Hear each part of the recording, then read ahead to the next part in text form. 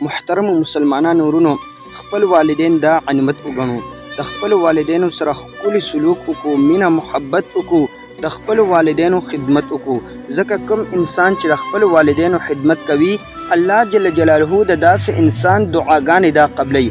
او کوم انسان چې د خپل مور او پلار خدمت کوي، الله جل جلاله دا انسان دا مستجاب الدعوات دا ګرځي. دیو جن په احادیث مبارکو کې د اویس قرنی رحمه الله تعالی تذکرہ دا راغلی دا. اویس قرنی رحمه الله تعالی په یمن کې اوسېده. د یو مور و چې د هغې خدمت به یې کولو، او د خپل مور د خدمت د وجنه د رسول الله صلی الله علیه وسلم مجلس ته د حاضرېدو موقع ورته ملو نشوله. حالان کې صحابي جوړېدل دا ډیر اوچت مقام دی، دا ډیر اوچت شرف دی.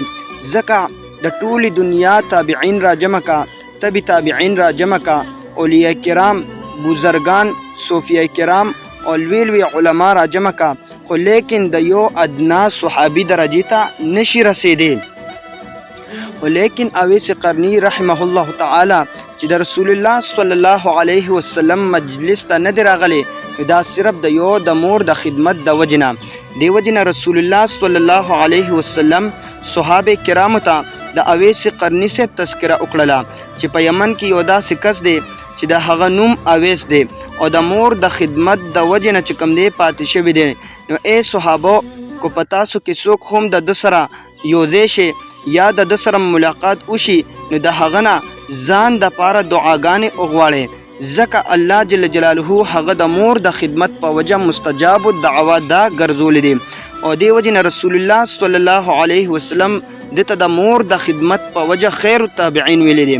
ځکه په حدیث مبارکه کې راځي، رسول الله صلی الله علیه وسلم فرمایي: ان خیر التابعین رجل یقال له اویس وله والدة وکان به بیاض فمروه فلیستغفر لکم.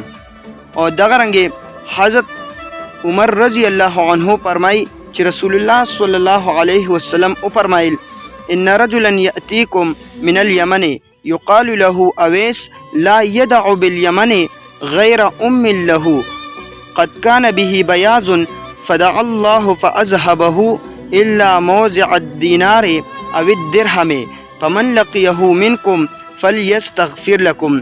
د یمن نه به یو کس درته راځي چې نوم یې اویس دی. په یمن کې یې مور ده، صرف د هغې د خدمت په وجه ماته نشي راتلی. نښه یې دا ده چې په ده د برګي برس مرض دی. د الله جل جلاله نه د ځان دپاره دعا وغوښته، الله جل جلاله د ده مرض ختم کړو. مګر صرف د یو دینار یا یو درهم په اندازه ځای په وجود کې اوس هم سپین دی. نو ای صحابو، په تاسو کې چې څوک هم د ده سره ملاقات وکړي، نو د ځان دپاره ورنه د مغفرت دعا وغواړئ.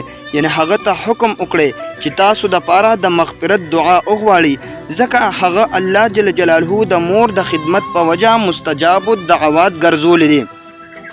نو محترم مسلمانانو ورونو، حضرت اویس قرنی رحمه الله تعالی ته چې الله جل جلاله دومره فضیلت ورکړو چې رسول الله صلی الله علیه وسلم صحابو ته فرمایي: فمروه فلیستغفر لکم.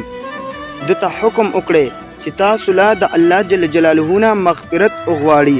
نو عزیزانو، دا دومره لوی مقام چې الله جل جلاله ور نصیب کو، نو دا صرف او صرف د یو مور د خدمت په وجه باندې. نو مور او پلار دا یو ډیر اوچت، دا یو ډیر لوی نعمت دی. مور او پلار دا یو ډیر لوی نعمت دی. ځکه د کوم انسان چې مور او پلار کې یو وفات شي، هغه ته د دې نعمت دا پته لګي. دی وجه نه مولانا یروم رحمه الله تعالی فرمایي: در حقیقت مالک هر شی هداست، این امانت چند روزه نیز دماست.